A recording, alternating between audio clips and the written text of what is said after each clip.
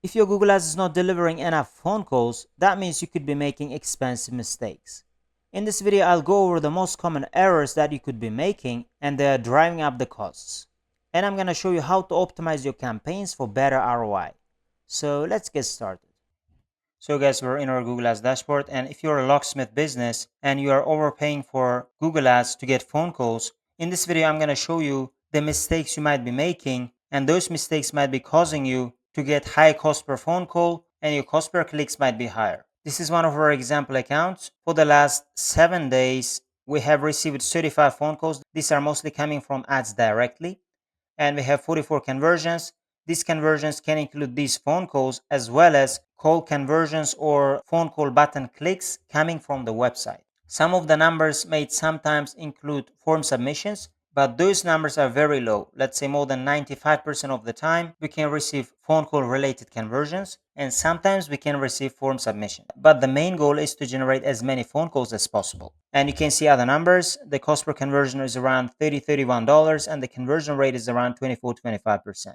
And I'm going to show you the ways how you can achieve the same numbers and the mistakes to avoid. This is a local service business account similar to Locksmith Business, and their goal is exactly the same, to receive as many phone calls as possible. So let's start with the first mistake. You might be advertising outside of your target location, and that might sound weird, but you might be doing that without knowing it.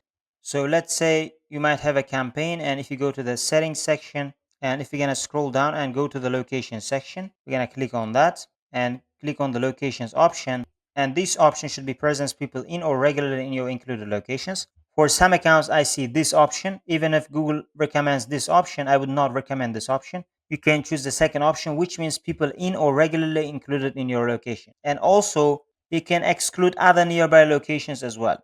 For example, if you're going to go to advanced search, and let's say this is our target location, and if you're going to zoom out a bit, we can exclude other states. For example, we can exclude other nearby locations so that we won't get clicks from people located from outside of our target location, and that can help us not to get clicks from other locations which we cannot serve. A quick reminder: want me to personally review your Google Ads account for free and record a short video with my findings? Click the link in the description below to request your free audit, and no commitment required. I'll personally review your account and send you the audit in a video format. So don't miss out and request it now. And the next thing is not using call extensions, because call extensions can help you to get a lot of clicks if your target keywords are relevant, if your campaigns are very high quality, and in that case, if you're gonna add call extensions, it can help you to increase the number of phone calls you can get. So we can go to assets and click on assets, and we can go to call, and we can add call extensions as an account level and as a campaign level. So you can click on this plus button and add your phone number, and you can save it and add it for this campaign. So call extensions can help you to get phone calls directly from ads. So if you're gonna copy and paste this phone number, you can see this number can appear like this below your headlines and descriptions. So if you can add your call extensions, your conversion rate can go higher. And if you're not using that, you might be missing out a lot. And the next thing in our list, you might not be using negative keywords. So if you're gonna go to Keyword Planner, and you can go to tools, and the planning, you can go to Keyword Planner, and you can click on discover new keywords, and you can put your target keyword here. Let's say this is our target keyword, locksmith services near me, and click on get results. You can see your target keywords here, or you can also see your negative keywords list from here. So you can see the other brand terms and add them as your negative keywords. So we can go to refine keyword section. We're going to scroll up and we're going to open that, and we're going to unselect them all and choose only brand terms. So we shouldn't exclude these car make types because you might be car locksmith. This is not our brand terms that we need to exclude, but we should be excluding the brands which are our competitors. So for example, they can include in the other brand section. For example, it can include some discount locksmith. For example, this might be a competitor name. We have added them, but that doesn't mean all of them are our competitor names. Some of them might be our target keywords. So we're going to exit out of that, and we're going to go through those keywords one more time so that we won't include our own target keyword and we won't add them as a negative keyword. So this is our own included target keyword, so we're not going to be using that, and we should be going through other keywords. So for example, we shouldn't be adding that as a negative keyword, but you should be adding different kind of keywords that might look like a brand term. For example, this can look like a brand term, or this can look like a brand term, this can look like a brand term. You can go through all of these 151 keyword ideas and exclude only the brand terms. And another way to add negative keywords is by going to the campaign section, and under insights and reports, you can go to search terms, and you can go through a search terms report by analyzing them daily, weekly, and the more negative keywords you add, the better it is to clean your search terms report, and you will increase the chance of not getting irrelevant clicks in the future again that you have received in the past. And the next thing is you might not be tracking phone calls properly. So if you're gonna go to this example account, so here as you can see for the last 1 week or last 7 days, these are the number of conversions. As I told, these are the lead forms, and we have only received one lead form conversion. And if you're gonna scroll down, we can see we have received 31 conversions from call extensions, calls happening directly from ads. So to know that, you should set up your conversion actions. You should be accurately tracking your conversions. The more accurate your conversions, the better it is, so that you can attribute the conversions to a selected keywords. And you can know which keywords are performing better than the other. For example, if certain keywords are performing better, you can give more chance to those keywords. And you can track your conversions, and you can also see how efficient are the other things. For example, your ad groups or ads or campaigns, you can see the cost per conversion or the number of conversions in many levels, and that can help you analyze overall how your account is performing by running Google Ads.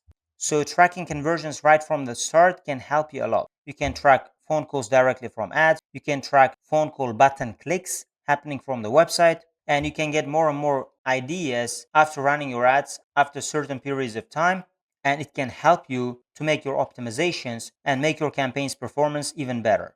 And the next thing would be to write vague or generic ads. So if you're going to go to our ads section, and if you're going to click on one of our ads, for example, this is one of our example ads, and as you can see, these are our main headlines. They can include our target keywords, for example, 24/7 locksmith services, 24/7 locksmith plus location name, which is location insertion, and local locksmith nearby. These are very relevant to our target keywords.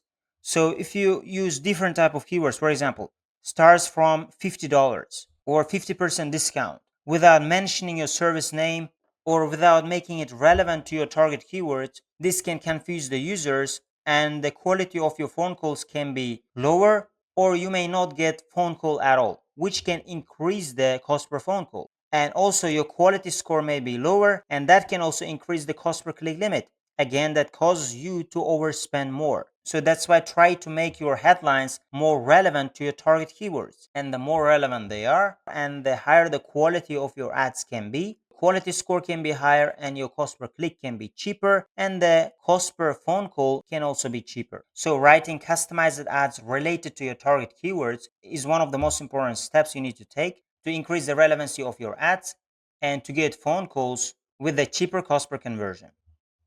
And the next thing in our list, you might be paying too much for lower intent keywords. So again, we're going to go to the keyword planner, and if we're going to select all of the keywords again, so that we're going to see all of our target keywords, and we have 1900 keyword ideas available. And from here, from this list, you might be, let's say, selecting certain lower quality keywords. So here we're targeting very descriptive keywords, but let's say you are targeting very short tail keywords, which is not that descriptive. Let's say you are only using the keyword locksmith or locksmith service. And if you're going to see the result, we can see there are a certain number of keywords. For example, these keywords are less descriptive compared to other keywords. For example, locksmith, car locksmith, mobile locksmith, popolock, auto locksmith. These keywords are less descriptive, and they can have very high search volume, and they can also spend your budget really fast. So if they're not bringing enough number of conversions with a good cost per conversion, they might waste your budget really fast. So try to target very high quality keywords, very high intent keywords, rather than targeting generic or lower intent keywords like this. Your keywords should be very high intent, and the users who are using them should have a buyer intent. And most often with these kind of lower intent keywords, you can waste a lot of budget, and the cost per conversion can be higher.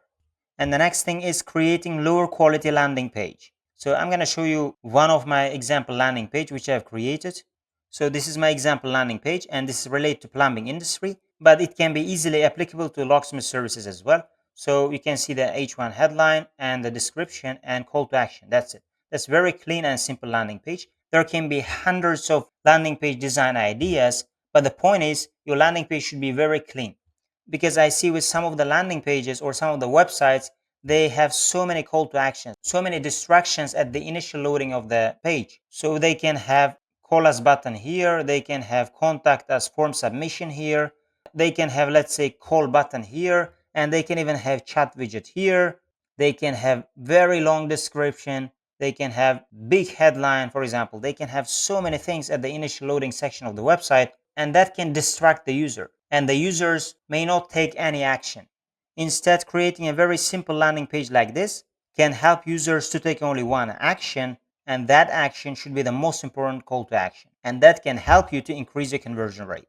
And with that way, you can increase your cost per conversion, or your costs can go down. And the next thing in our list, you might be using broader type of keywords. So this is related to the previous examples, but with broader keywords, you might be using either broad match type of keywords or even phrase match type of keywords.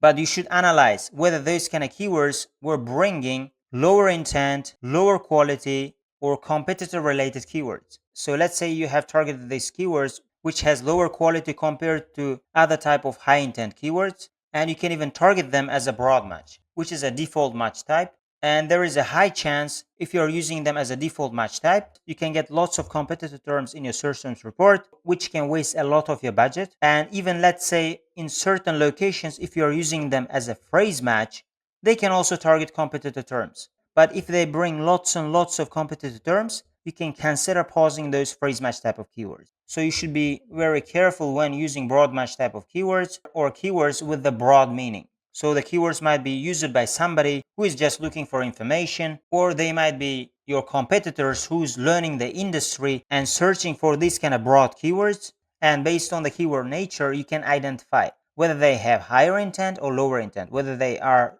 searched by somebody who is looking for your service or searched by somebody who is just looking for information. And the last thing in our list is you might be showing up for irrelevant search terms. So you can identify that by going to the campaigns and going to insights and reports, and you can go to search terms report, and you can analyze your search terms report daily, weekly, and you can find relevant or irrelevant terms from here. And the more irrelevant terms you have, the more budget you might be wasting for your Google Ads campaigns. So you need to check your search terms report regularly. And if you're seeing lots of irrelevant terms or competitive terms in your search terms report, you should be adding them as a negative keyword. But if more and more irrelevant terms or competitive terms are coming up, then you might be doing something wrong with your strategy, because there can be so many negative keywords to add. You may not be able to add all of the negative keywords if you keep adding them every day. So there must be something wrong with your fundamental strategy. So guys, these are some of the ways to reduce your cost per phone call or to reduce your cost per click while running Google Ads for your locksmith business. Again, if you guys want me to personally audit your Google Ads account for your locksmith business and send that audit to you in the video format for free, you can click the link in the description below. Or if you guys want my help to generate as many phone calls as possible with Google Ads for your locksmith business, you can also contact me by clicking the link in the description below. Otherwise, thank you guys for watching this video, and see you guys in my other video.